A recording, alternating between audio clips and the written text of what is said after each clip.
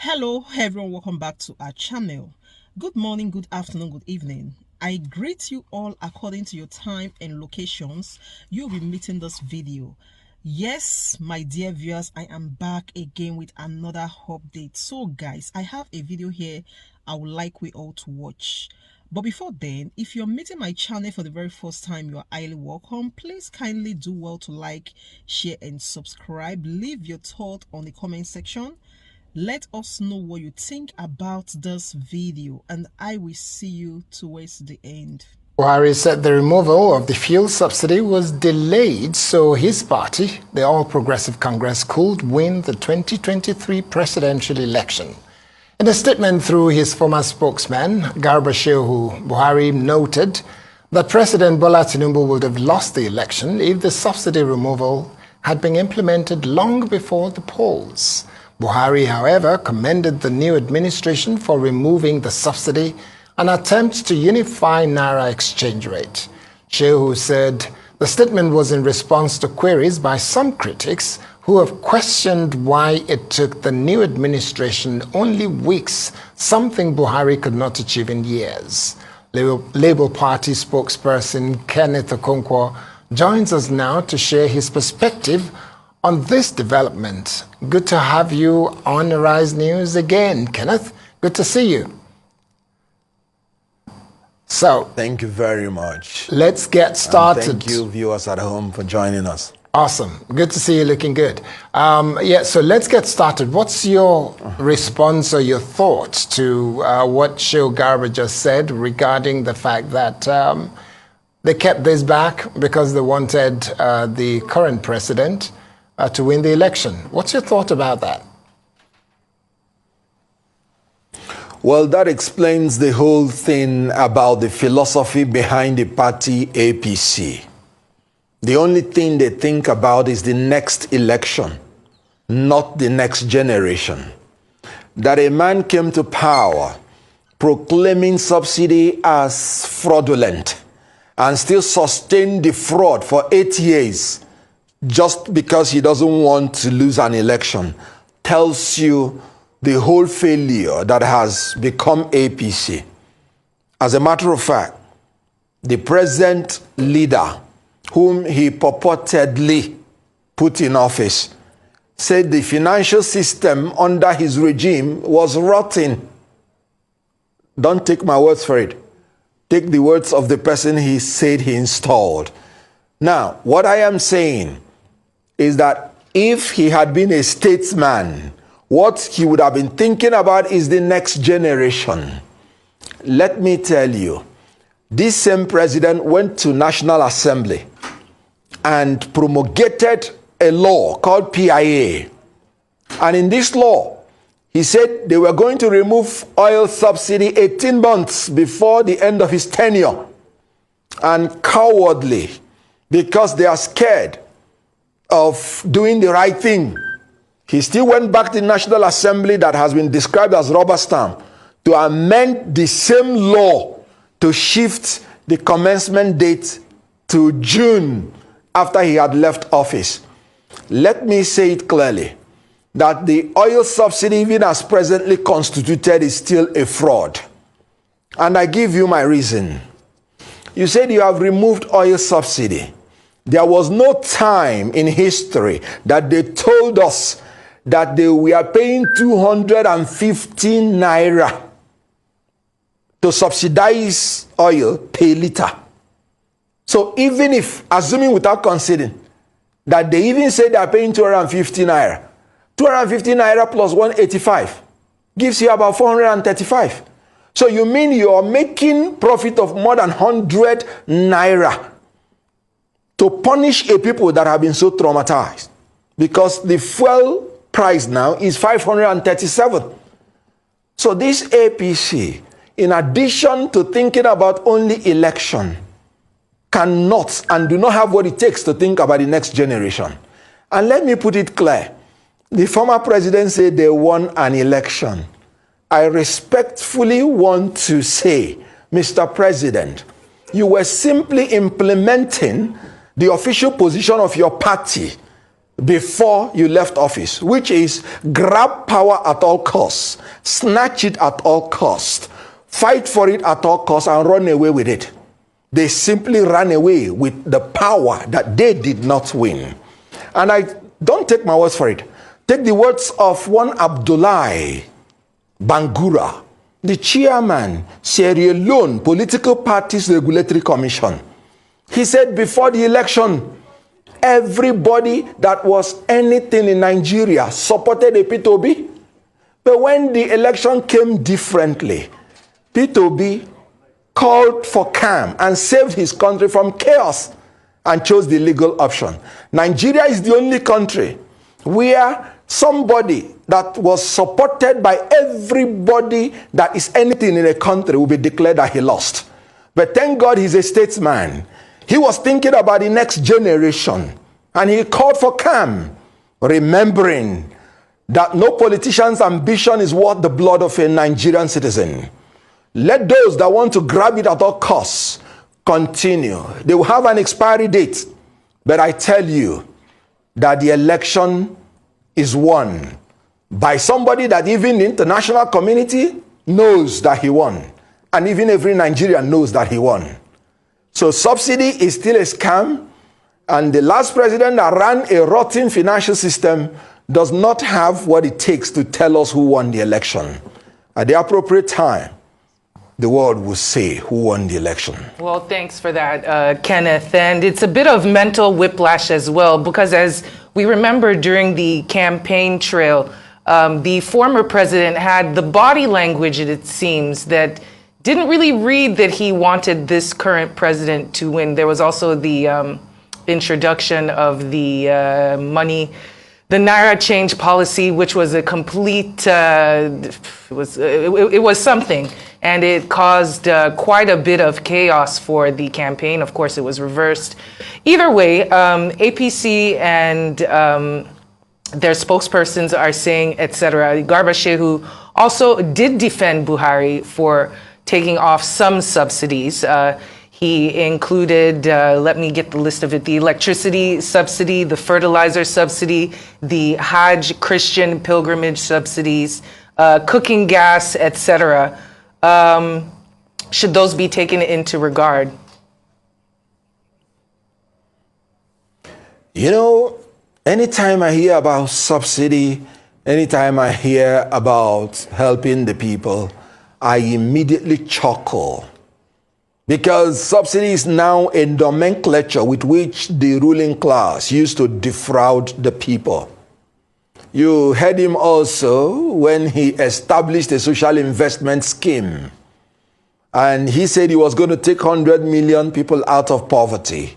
But he ended taking 133.3 million people into poverty. Because the purported sharing of the money was not to the poor, but to the rich. And that is why I do not want to hear anything about sharing the money. I want to hear, if you say you have removed subsidy, I want you not to increase my electricity tariff. Because the only reason you say we should absorb the subsidy is because you said you will use it for electricity. You will use it for roads. You will use it for water. I came out from my house, the light was dark. And you want to increase tariff.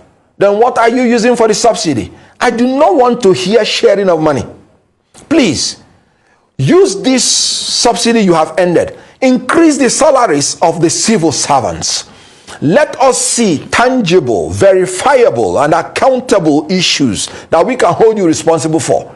Not invisible sharing of money to invisible human beings that lead the poor people into more poverty and enrich the corrupt class in a more intransparent way. So please, I do not like hearing anything subsidy. It has become a nomenclature for corruption. So, as you were saying, even the president at a time passed a vote of no confidence on the people that speak for him. He said they are not doing a great job, and they did not do a great job portraying even the little he did. And you know what? It was not just his spokesperson. Everything about him was a failure. And the failure is being transmitted to the next generation of the leaders he has imposed on us, which have become, even in a very short while, unmitigated disaster. Okay, so what do you think the president, the current president of the Federal Republic of Nigeria, though I know that the Labour Party is contesting that, but what do you think he should be doing in the coming weeks as your case has been wrapped up? You're expecting their case to be brought before the courts and presented. But during that time, before you have the final answer, what would you like to see the president do to mitigate or to create a palliative of some sort for Nigerians who are struggling and some even dying as a result of this subsidy?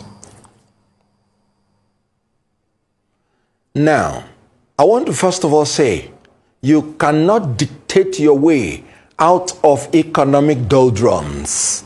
You have to plan your way out of it. You have to produce your way out of it. You have to create your way out of it.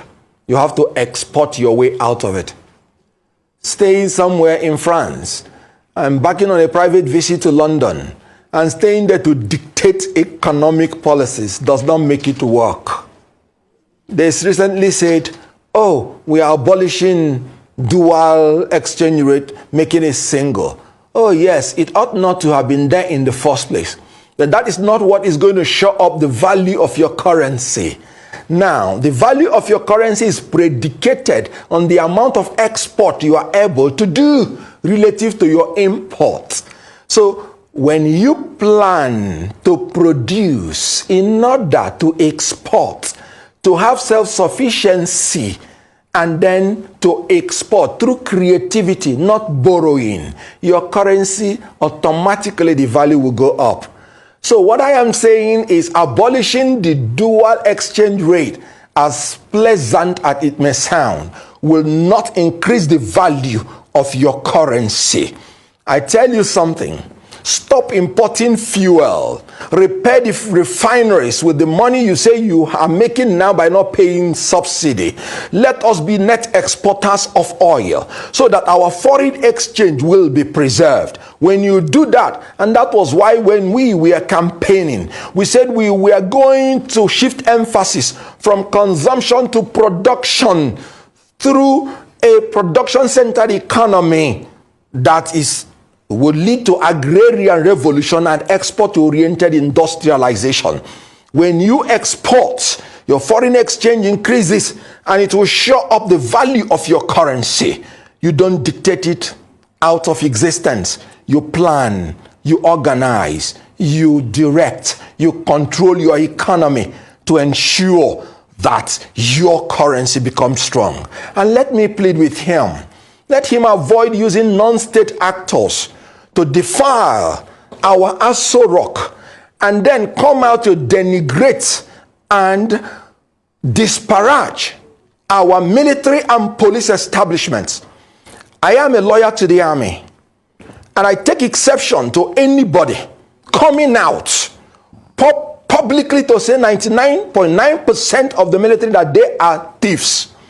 I say this because I have defended some officers in the court-martial, and some of them proceeded from there to go and die in the field fighting for us. Around the world, when you talk about army as an institution, what you do is to appreciate them for their sacrifices. And I use this opportunity to tell all the military men and paramilitary that are dying for us, we love you, we appreciate you, you are the best fighting force in Africa, and nobody can take that away from you. Now, the army are mere hands and legs. They are the striking force. They are not the head that determines what they do. It is preposterous. It is very, very ridiculous that you to blame the hands and the legs that are mere striking force without blaming the head that gives the order to what they do. If I am moving my hands and legs, my brain is controlling me. The political class that are issuing the orders, which the army and the police and the paramilitary are obeying at the last order, should be blamed squarely.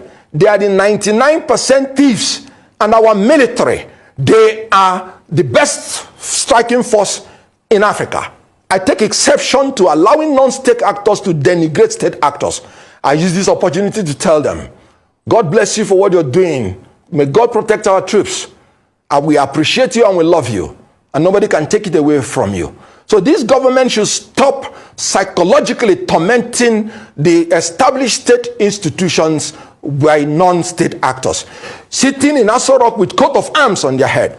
And let me say this thing, and I say it humbly and respectfully. I am aware that some time ago, that these people were given a lot of money to protect our oil pipelines and ensure that bunkering stops. Is it not ridiculous that they are coming back to blame the army after taking huge money from the Federation, that the army is still stealing the oil? No. The government officials are the ones stealing the oil. And immediately, a P2B noted it. Solutions started coming. You don't tell the hands and the legs that you're blaming them when you cannot blame the head that is giving the order. This government should stop denigrating our army. As a lawyer to the army, I take exception to that. All right. Please. So, talking about Mr. Okonkwo, all the policies this government has done, as you can see. Apologies. Allow me to interrupt you just for the sake of time. Still on that same vein about the policies that protect us and the bodies that are tasked to do so, I want to get your opinion on the appointment of certain individuals, especially the IGP, Egbetokun, and the work he's done so far.